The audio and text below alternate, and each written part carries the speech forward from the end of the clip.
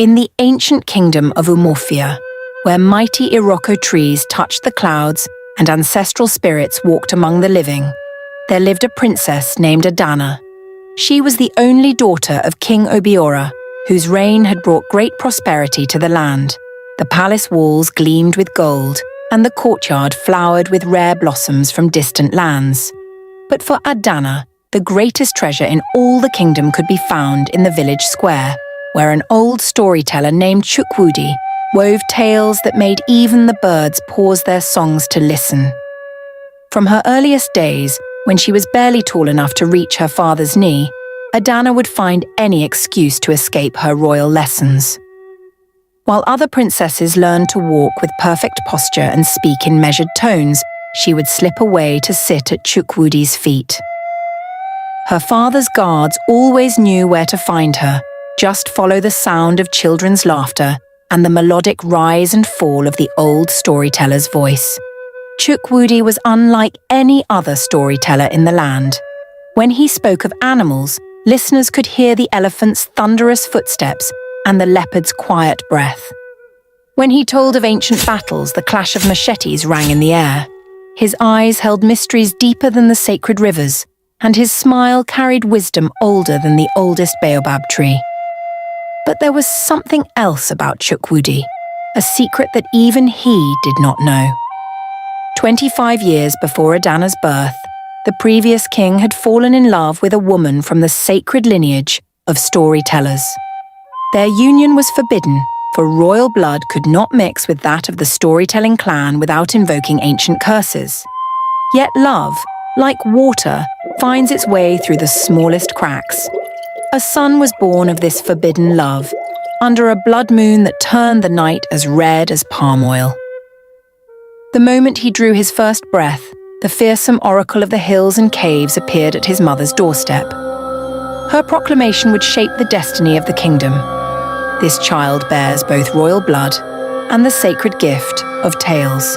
He tells the best African folk tales and folklores in history. But such power comes with a price. Each story, each tale he tells, will drain his life force like water from a cracked pot. His words will hold magic that can move hearts and change minds, but every tale brings him closer to his final breath. His last story will be his death song. The mother, fearing for both her child's life and the stability of the kingdom, chose to raise him as a simple storyteller.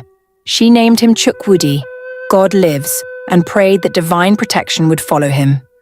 She never revealed his royal heritage, though it ran in his veins as surely as the curse that would one day claim his life. As Adana grew from a curious child into a beautiful young woman, her love for folk tales and folklores deepened into something more. She began to notice things about Chukwudi that others missed, how his hands trembled slightly between tales, the way his eyes seemed to grow more distant with each passing moon, how his voice, though strong during stories, grew softer in between.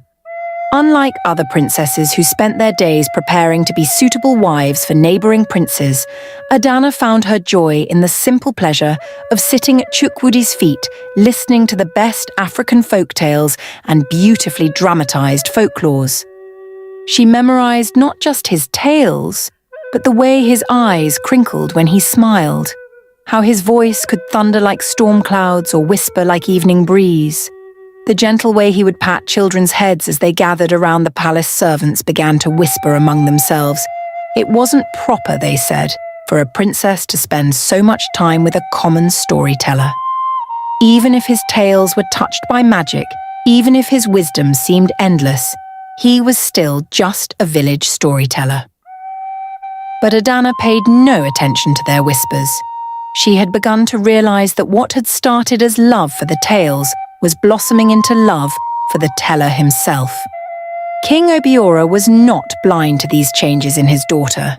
He saw how her eyes followed the old storyteller's movements, how she seemed to glow from within when in his presence, how she spoke his name with a softness reserved for precious things. This must not happen. A princess of Umuofia must marry according to her station. "Daughter," he announced one morning, as Adana sat at breakfast pushing yam pieces around her plate. "It is time you were married." The king's declaration sent ripples through the kingdom. He announced a great wrestling competition. The strongest warrior would win the princess's hand. Men came from every corner of the land, their muscles gleaming with palm oil, their spirits high with hope. Some came from villages so distant they spoke languages none in Umuofia had heard before. The festival of wrestling lasted 7 days. Drums thundered from sunrise to sunset, dust rose in clouds as mighty men grappled, and praise singers chanted the names of victors until their voices grew hoarse. Through it all, Adana sat beside her father on the royal platform, her face a careful mask hiding the storm in her heart. On the 7th day, a champion emerged. His name was Obinna, and his strength was legendary. He had thrown every opponent as easily as a child tosses pebbles into a stream. The king was pleased. Here was a man worthy of his daughter, a man whose strength would protect both her and the kingdom. But when he turned to see joy in his daughter's face, he found only tears. "My father, my king," Adana spoke, her voice steady despite the tears tracking down her cheeks. "I cannot marry this man, no matter his strength. My heart belongs to another." The king felt fear curl around his heart, like smoke from a dying fire. "Who," he demanded, though he already knew the answer, "has claimed my daughter's heart?"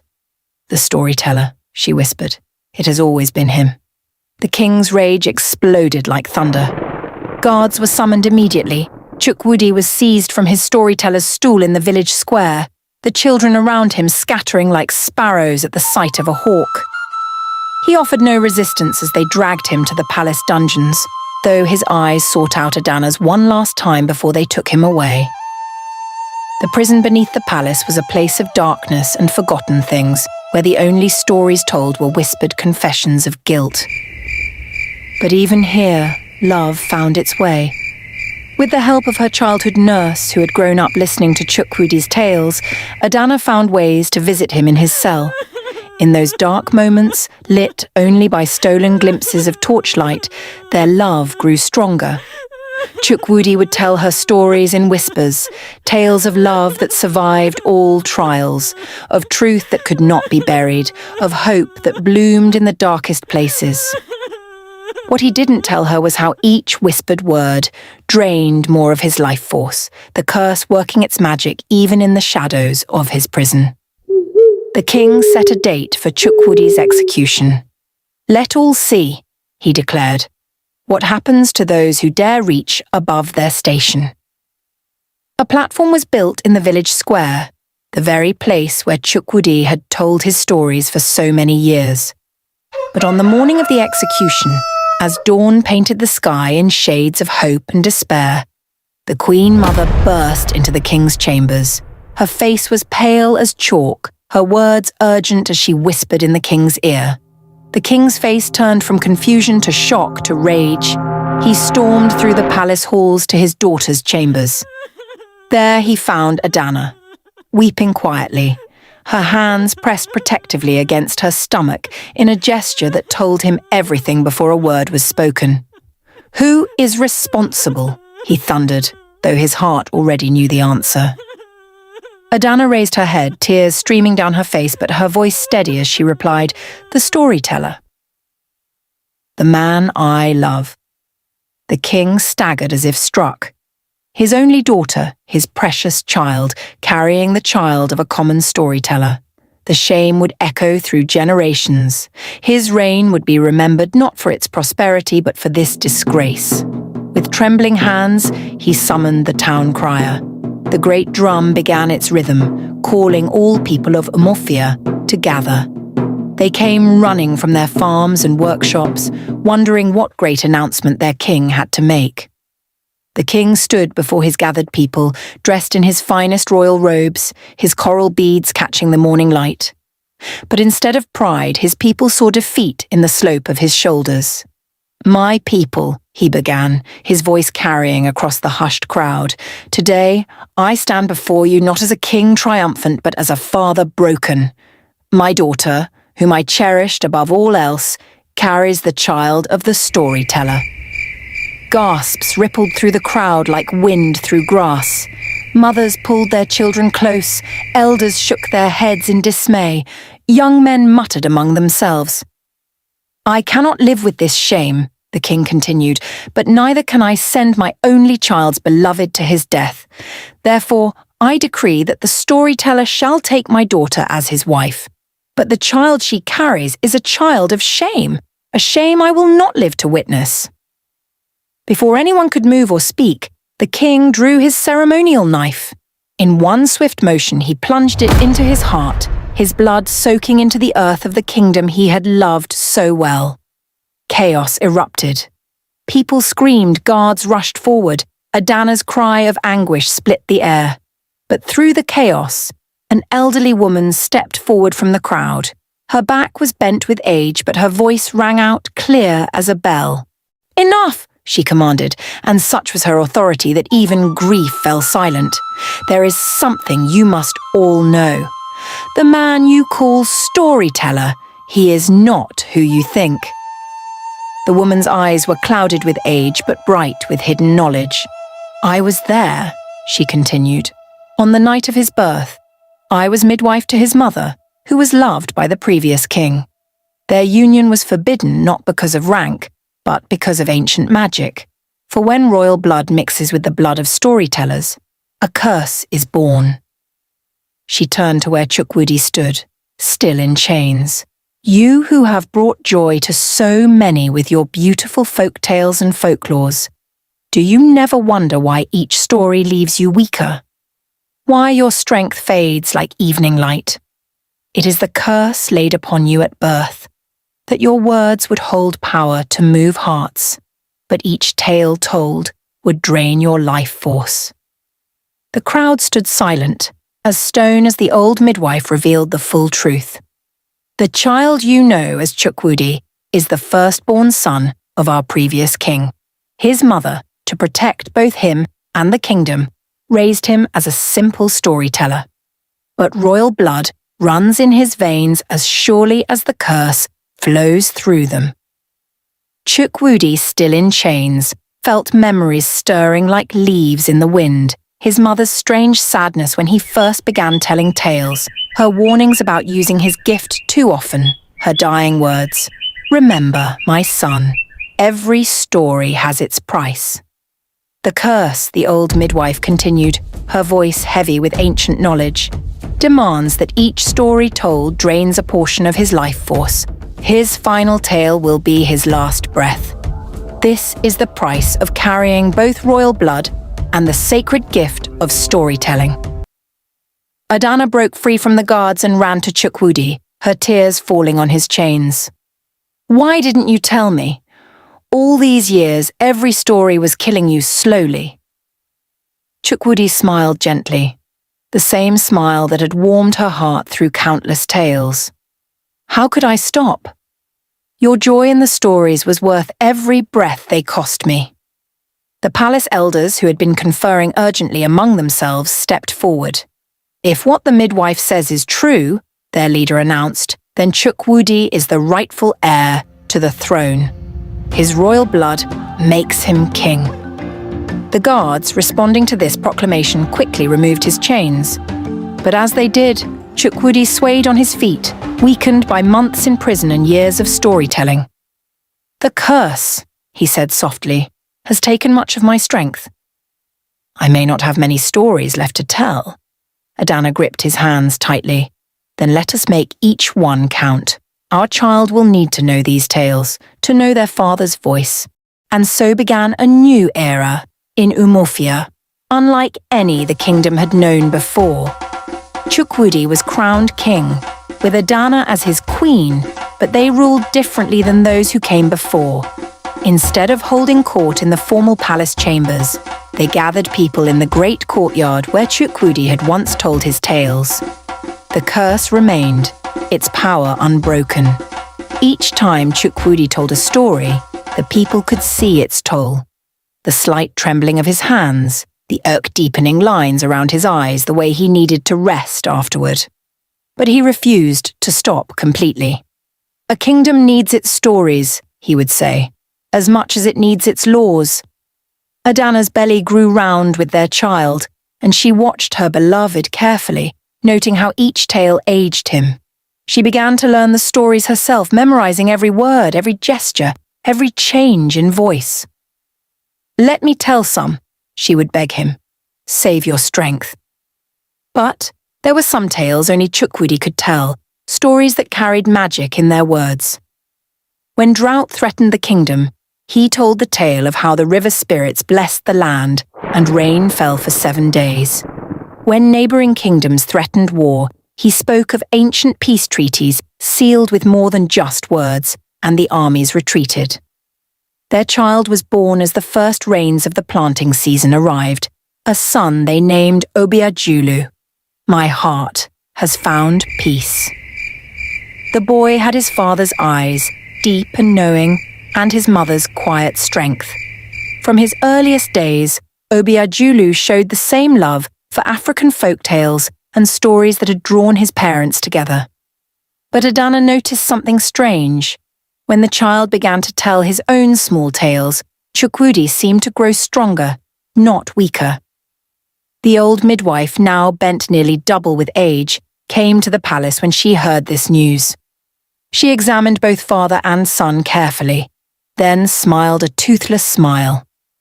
"The ancient magic works in strange ways," she declared. "The child born of both curse and blessing has the power to break the cycle. His stories give life rather than take it." This discovery changed everything. As young Obiajulu grew, he would sit beside his father during storytelling sessions.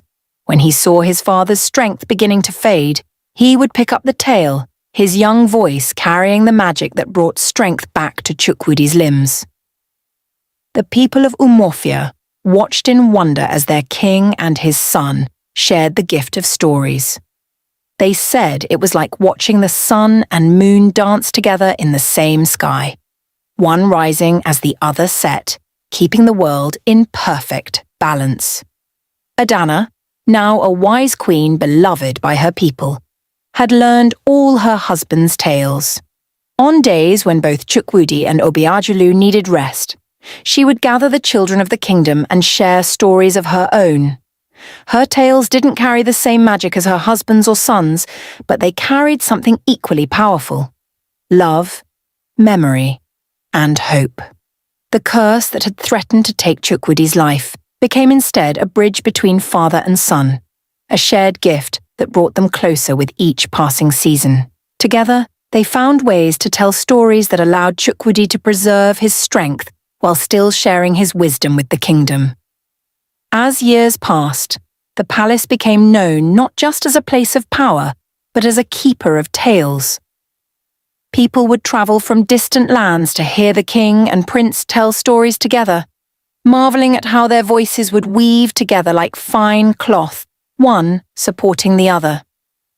Chukwudi, who had once faced death with each tale he told, found himself growing stronger rather than weaker. The love of his wife, the gift of his son, and the devotion of his people had transformed the curse into something new. A reminder that even the darkest magic can be reshaped by love. Every evening, as the sun painted the sky in colours no ordinary painter could capture, the royal family would gather in the courtyard. Chukwudi would begin a tale, his voice still carrying the magic that had first captured Adana's heart.